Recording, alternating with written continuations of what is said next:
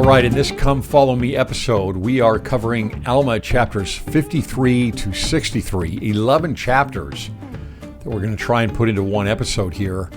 What we're not going to do is cover the details of all of these battles. I think that that's something that's pretty common out there, and you can probably get that at other sources. What I want to focus on are some of the themes of Mormon and Helaman here that come through in what they've written and in these epistles that come from Helaman and Moroni and Pahoran. We can glean some principles from these things as a follow-up to what we've already gone through here with Moroni and the title of liberty. So here in 53, we continue with the theme of oath, covenant, and blood. We can go down here to verse 11, and this is where we get a beginning, and it's kind of setting the stage for the 2,000 Stripling Warriors. And in verse 11 it says, "And because of their oath they had been kept from taking up arms against their brethren." This is the anti-Nephi-Lehi's. "For they had taken an oath that they never would shed blood more. And according to their oath, they would have perished, yea, they would have suffered themselves to have fallen into the hands of their brethren." So the anti-Nephi-Lehi's are seeing all of the bloodshed. They're seeing all of the war efforts of all of the Nephites while they sit comfortably being protected by everyone and not participating in this defense. And so they're about to break their oath, right? This whole idea here is about these oaths. And they're about to break their oath. But Helaman persuades them not to. So you can imagine here Helaman is the high priest over all the land of Nephi. He's concerned about the freedom of their religion and, of course, the lives of the Nephites. And it would be really nice to have this additional group here that would help fortify their troops, but he doesn't do it. He wants them to keep their oath to God. But he talks with the anti-Nephi-Lehi's, and they have a number of sons who have not made this covenant. And again, we get this idea of these political groups here. In verse 16, it says, "As many of these young men here that were able to take up arms, they called themselves Nephites." I think that's important. I think the authors are trying to let this be known to us, that these are political groups and theological groups. But we naturally try to make this about race, in a sense. Now, there are 2,000 of these young men, these Stripling Warriors, and what do? What are we told here in verse 18? "Now behold, there were 2,000 of those young men who entered into this covenant." There we get covenant again. We're something here that Mormon and Helaman are trying to get across to us. "And they took their weapons of war to defend their country." As you can see here in the throes of war and defense here, we can see this idea of, as we've talked about here, this dual message between the doctrine of Christ and liberty. We can see how liberty really is a big part of their religion. And we're going to move into that point more and more. It's not just a political stance. It is part of their religion. The doctrine of Christ really, in a sense, requires freedom. And really, again, this is all a continual play out of the war in heaven, where you had a tyrant with restrictions on liberty on one side so that he could, quote unquote, save everybody, right? And on the other side, you had Christ, the doctrine of Christ and liberty, but that there was going to be judgment. You were going to be held responsible for your choices. That goes along. When we think of the war in heaven and we think of this plan, right? The Father's plan that was represented by Christ. We can't think of that without the idea of agency and judgment. That war in heaven is what that's all about, right? Because on the other side of that, instead of Christ, you have a tyrant. So again, you've got the doctrine of Christ on one side here and tyranny on the other. And what is the whole doctrine of Christ about? Well, the doctrine of Christ makes no sense without agency, without liberty. But liberty requires judgment, just as we get in 2 Nephi chapter 2, which means that there's going to be a punishment or consequences for bad choices. And on the other side of that, under tyranny, right, it's something that says, no, we're not going to allow punishment. We're not going to allow these consequences because you're not going to have the same agency. And we can see that play out here amongst the Nephites and the Lamanites. So liberty is literally a part of the doctrine of Christ. And that means politically. That means in government. That means in representation of the people. Here's a quote that we get from Ezra Taft Benson. He says, our stand, just like Moroni here, our stand for freedom is a most basic part of our religion. This stand helped us get to this earth, and our reaction to freedom in this life will have eternal consequences. Man has many duties, but he has no excuse that can compensate for his loss of liberty. And he really brings this in, ties it in, right? The most basic part of our religion, because it's all anchored in agency. So here again in 17, and they entered in, this is the 2000 Stripling Warriors, they'd entered into a covenant to fight for liberty, for the liberty of the Nephites. And they wanted Helaman to be their leader. This is really interesting because you get, if you think back about these spiritual leaders, these prophets, they are warrior prophets, right? They are very well trained, it appears, in war and in battle. Here you're going to have Helaman leading these young men, and Helaman is the high priest of the church. His father, Alma the Younger, was also a warrior and fought in battles and led armies. His father, Alma the Elder, also fought in battles. And King Mosiah and King Benjamin and his father, King Mosiah, they all fought in battles and led armies. And then as we move over to chapter 54, we get these epistles between Ammoron, who is the brother of Amalickiah, now the new leader, the new king of the Lamanites, and Captain Moroni. And Ammoron writes an epistle requesting that there be an exchange of prisoners. And Moroni's response, again, is interesting, right? Again, we're laying down this idea of this holy war.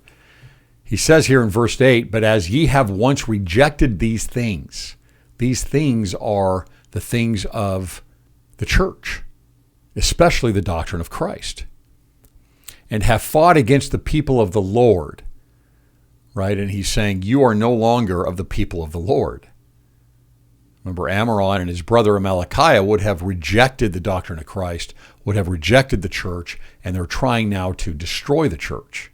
Moroni says, we will maintain our religion and the cause of our God. So again, what is that cause? It's the cause of the Christians that we've heard before. It is liberty. That is a big part of their cause, of the cause of God, the cause of their religion. And he says to Ammoron, look, if you don't accept these things with these exchanges here, where the Lamanites had taken women and children also as prisoners, and the Nephites had only taken the soldiers. And so he wanted an exchange where he would offer one soldier up of the Lamanites back to Ammoron, and that in return, Ammoron would give up a soldier and his wife and his kids. And Amalickiah says, look, you have murdered my brother. Remember, Teancum put the javelin into his heart. And I will avenge his blood. And then this gets really interesting, what he's saying here. And we can apply this to today in groups today and where their sympathies lie, right? Because this is always nuanced. It's not just black and white, not on the surface anyway, in these movements, in these ideas. There are sympathies. Where do you put your sympathy? And how do you use that? right? How do you stir things up with that sympathy? Look at what it says here in verse 17. For behold, this is Ammoron speaking to Moroni. Your fathers did wrong their brethren, insomuch that they did rob them of their right to the government when it rightly belonged unto them. Now, why do these groups dissent and go to the Lamanites? There is sympathy toward them, right? Not a sympathy that the sons of Mosiah have, where they are there trying to preach to them and support them and help them remove the shackles of victimhood and hate and free them with the principles of the gospel and the doctrine of Christ, right? Obviously, there's a massive amount of sympathy there for them to risk their lives and to go do this hard, very difficult work among the Lamanites. But instead, the sympathy is this. You wronged their fathers. It is an issue of victimhood, right? There is a sympathy there from these dissenters, it appears to me. From the Nephites, as they go over to the Lamanites, they sympathize with this hatred. They sympathize for this drive for revenge. They sympathize with the idea of oppression, not in a good way, right? But in a way of hatred, not in a way of relational covenant, lifting each other up, but in a way of division. Now, why do I say this? Because Ammoron is not a Lamanite by birth. And he's also not a Nephite as far as descendants of Nephi, Jacob, or Joseph, his brothers, Nephi's brothers. He is a Zoramite, right? He is descendant from Zoram. And again, we get this break off there of those who are not of the lineage of Nephi, Jacob, and Joseph, who are the ones that rule in the land of Zarahemla. So these things are very nuanced, right? These power plays and the dynamics that are going on here, this politicking, has a lot to do with let's cast stones at those who are in charge. And you can see how it would be easy to rile certain people up if they're not in charge. And if those that are in charge are all about the doctrine of Christ and of the gospel, it's easy to see how people are going to go against that, or a lot easier to see how they're going to go against that. Now, of course, there's spiritual reasons why they would go against it, as far as not having to have judgment on yourself. That's pretty tempting, right, to believe in that. No judgment. You shall not surely die. But it's also a part of the idea of politics. And so they reinforce each other and these divisions between the dissenters of the Nephites and the remaining people of the Nephites. And Ammoron tells Nephi in his epistle here, look, we're going to wage a war which shall be eternal, either to the subjecting the Nephites to our authority, right, there's the tyranny, or to their eternal extinction. And then we get this as far as a theological difference here, a doctrinal difference. He says, and as concerning that God whom ye say we have rejected, well, that would be Christ. That would be Jehovah as the Savior of the world, the Messiah. He says, behold, we know not such a being, and neither do ye. See how again and again the doctrine comes into play here. They're writing epistles about a war against each other. And they're both talking about doctrine in these epistles. And then he follows up with this, which is very common of all of those that are of or are similar to the order of Nehor. That would be all the Nephi dissenters. He says, and if it so be that there is a devil, which he would not believe in, right? No hell. If there is a devil and a hell, behold, will he not send you there to dwell with my brother, whom ye have murdered, whom ye have hinted that he hath gone to such a place, right? So again, they don't believe in a hell. They don't believe in judgment. They don't believe in consequences. This is the war in heaven. When you think about the war in heaven and the idea of Lucifer saying that there is no devil, right, himself, why would he be saying that? He's saying that because he's saying the same thing he said in the war in heaven. There is no judgment.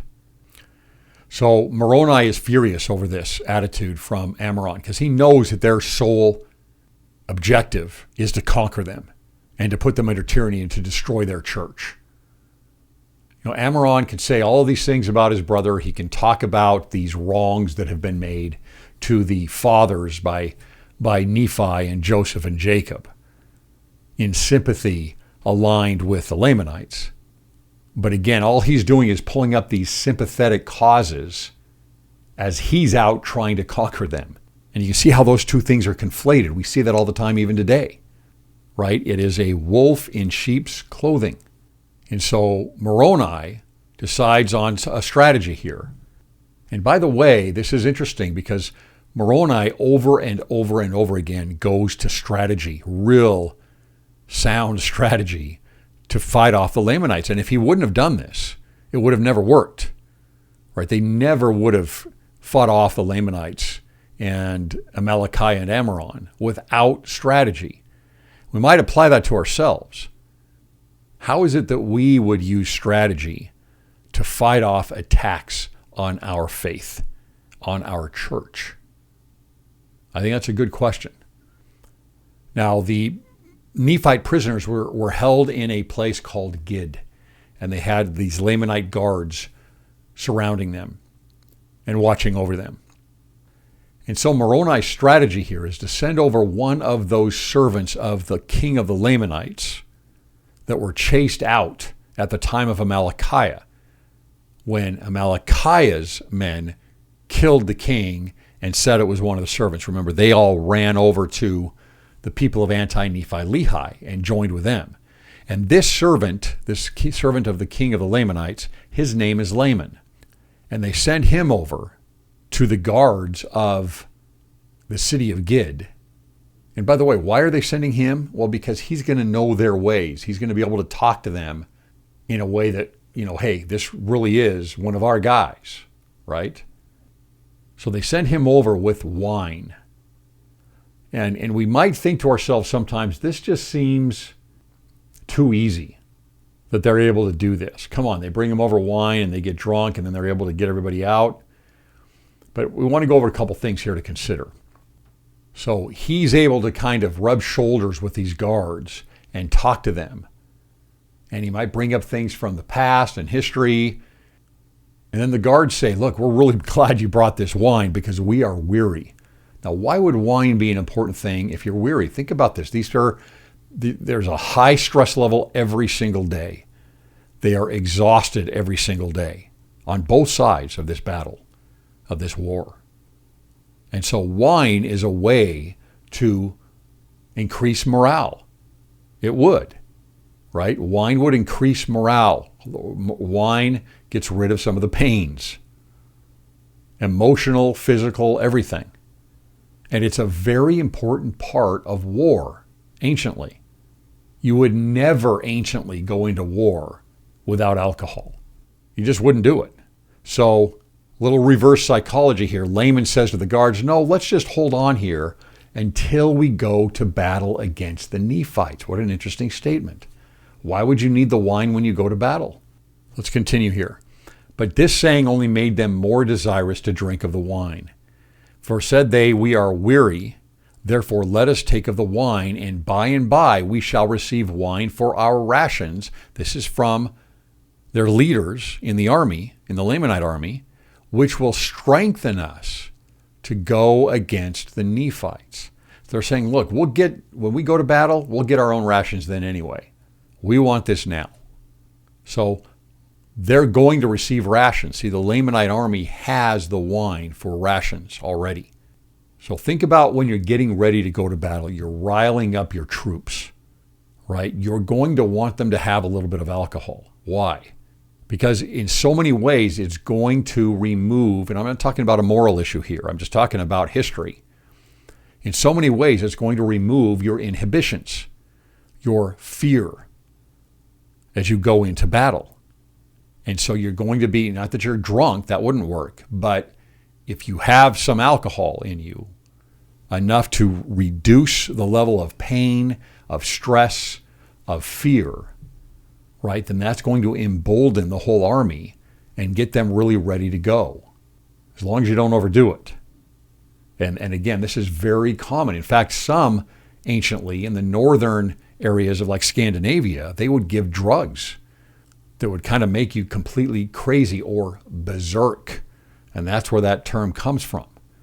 Berserk is from the northern armies that would go into battle after taking drugs, natural drugs. And they would just be going berserk. So wine here is not just some strange thing like, oh yeah, well they just really like the wine, and which they do, but it makes all the sense in the world how this happens. So they drink a lot, they're completely drunk, they fall asleep. And in the meantime, overnight, the Moroni's army throws in weapons into the prisoners inside the walls. And so when the guards wake up, they're there with the prisoners, and the roles have changed, right? They've switched. The guards are now the prisoners. And they're surrounded by the army, and they have inside, the Nephite prisoners have weapons. And so they get these prisoners without the exchange even, through strategy. And then he takes those prisoners and he has them labor, right? He puts them to work, and they're the ones that dig the ditches and throw up the mounds of dirt and build up the fencing all around the cities. He's going to have them work. Then the next epistle we get is that of Helaman, right, who's leading the Strickland Warriors. And he's writing this to Moroni to tell him what's going on with all of their battles and with these new Stripling Warriors. And so we kind of get this account, which seems just all historical, but I want to bring out just a few points here. And again, I'm not going to go into a lot of the depth of these battles. We're going to see new names that are brought in, both place names and personal names. So for example, we get Antipas. Antipas is who the Stripling Warriors are going to join in battle. But we have the word anti here and then pus, right? P-U-S. And it's almost like P-A.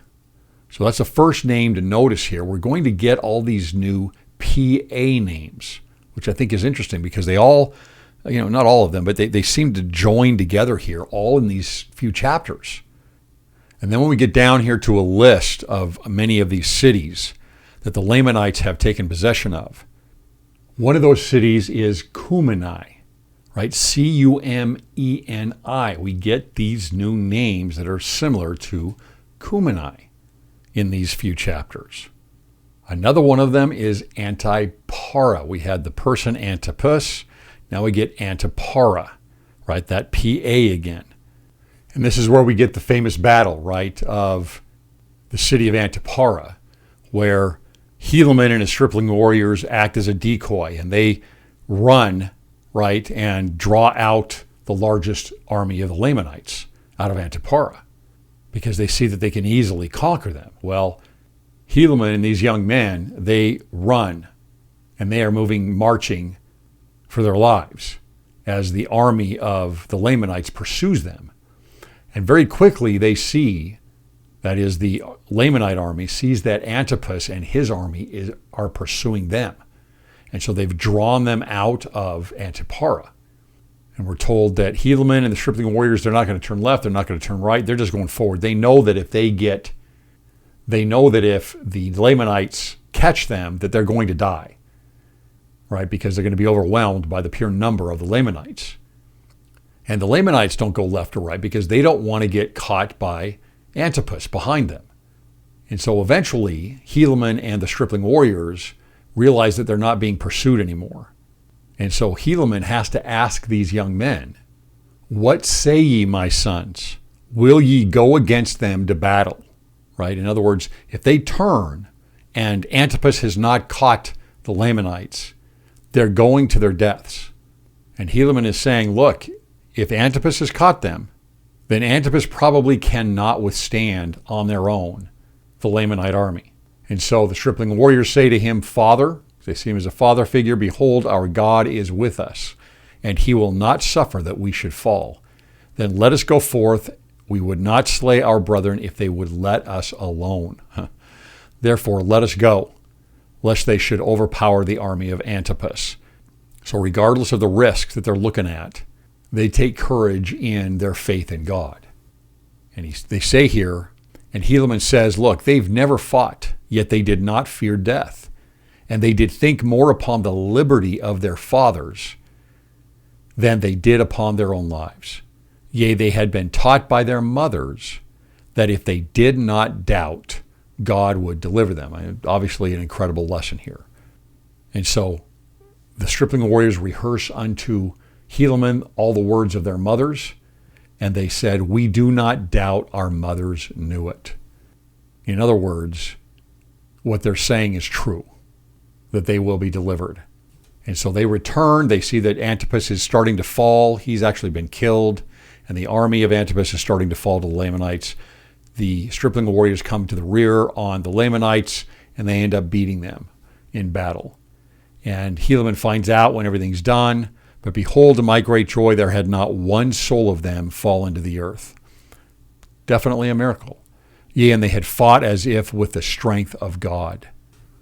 Now, I want to go back to this point again about liberty, right? They're willing to give up their lives, and we're told from Helaman that they thought more about the liberty of their fathers than they did of their own lives, right? This is a noble cause. This is not just a noble cause, it is a religious cause to them, this liberty. And again, it naturally goes with the doctrine of Christ. If we go to James in the New Testament, James chapter 2, this is where we hear about faith without works is dead. And we're talking a lot about be doers of the law, right? Not just speakers of the law. And your behavior matters and your choices matter. And we get this in verse 12, so speak ye and so do, as they that shall be judged by the law of liberty. What is the law of liberty? This is something that is very foundational to Christianity. The law of liberty is saying that we are given agency, that God gives us agency, and that it is precious.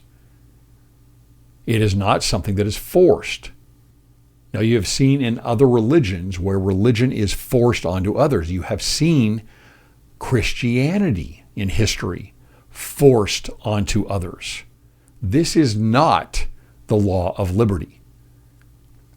But over time, the law of liberty and the doctrine of Christ has taken more and more hold, especially in the West. Well, let's go over this law of liberty just a little bit. Irenaeus was a father who lived in the 2nd century BC. He actually learned from Polycarp, who very possibly learned from John himself, John the Beloved, John the Revelator. And in his work called Against Heresies, this is what he says. He focuses on the idea found in Matthew 23:37 of how often would I have gathered thy children together and ye would not, right? As a hen would to her children. Now, Joseph Smith, interestingly enough, talks about this as a temple phrase. But what Irenaeus here is saying is that, look, how often would I have gathered thy children? In other words, I'm not forcing you. I am always extending my arm there, and it is always there for you, but you have your own decision. So Irenaeus is going over how this is a crucial part of the gospel. The law of liberty is not a political law. It is secondarily, but it is a law of religion. It is a law of Christianity. Just as Ezra Taft Benson says, liberty is a basic part of our religion as Latter-day Saints. And Irenaeus expounds on this. He says, God made man free from the beginning. We think about the Garden of Eden, right? You get your own choice. You choose. For God never uses force. He placed in man the power of election, even as in the angels. Glory and honor, he says, to all who do good, And it is due them because they could have done evil. So again, going back to the war in heaven, if you can't do evil, then you really can't do good. You have to be able to do good, and those options have to be there for you. You have to have agency. You have to have opposition in all things. Now, if God made some men good and some bad simply by nature, which some believe, there would be nothing praiseworthy in their virtue or blameworthy in their vice. For that being their nature, they could not do otherwise. Right? If God says, hey, I'm making this good person and they're just going to be acting good, why is there a reward for them?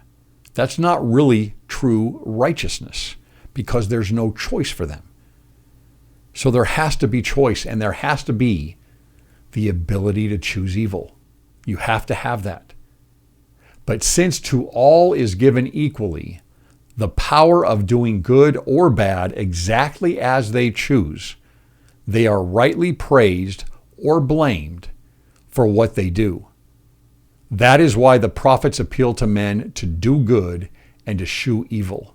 And again, we get back to this point of like with those that are the dissenters of the Nephites that follow the idea of the order of Nehor. There's no judgment, right? You can't do bad. Well, of course, if you can't do bad, then you can't do good. There's no righteousness. And there has to be consequences for our actions, good or bad. Again, this goes back to our discussion that we've had about all of the tragedies in the world that God allows to happen. It's a must. So this is the law of liberty.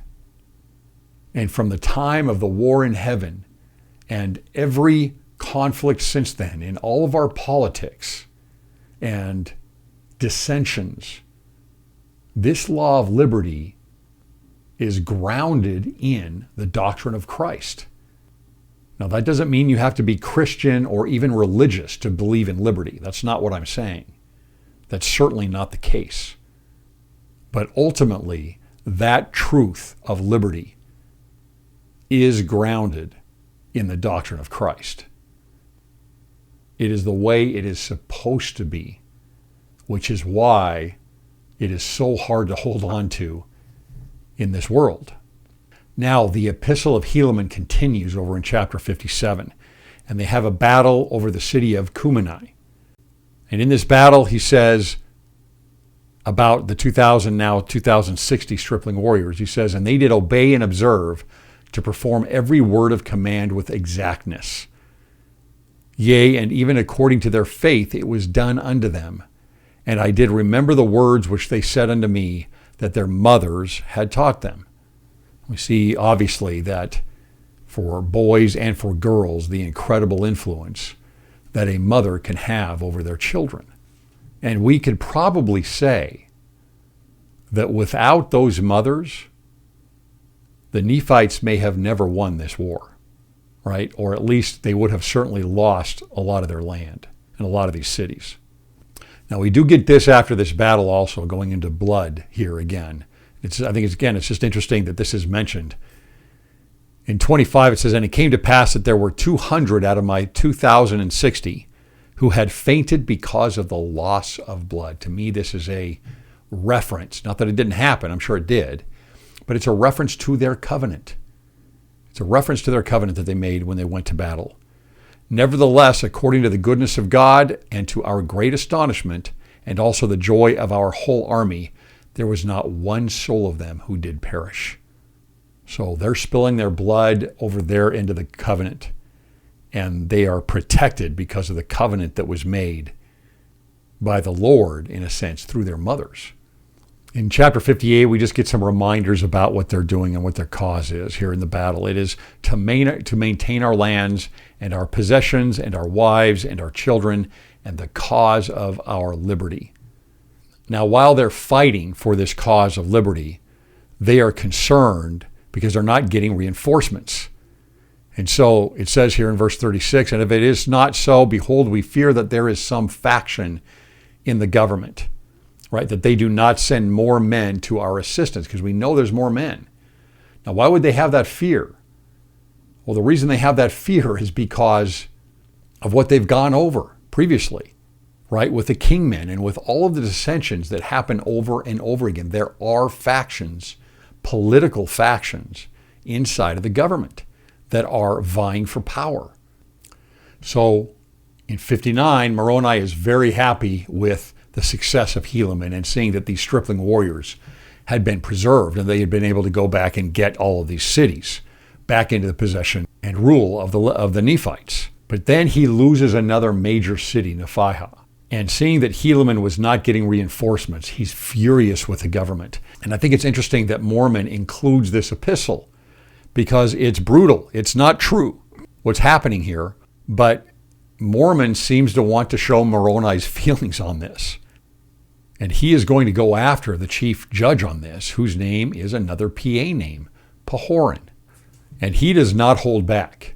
And he says, look, if you have decided because of your own choices to hold back our troops so that we can die while you are sitting comfortably in Zarahemla, then I'm going to take my troops and come into Zarahemla and battle all of you and slay you. He says, I don't fear you at all. I fear God.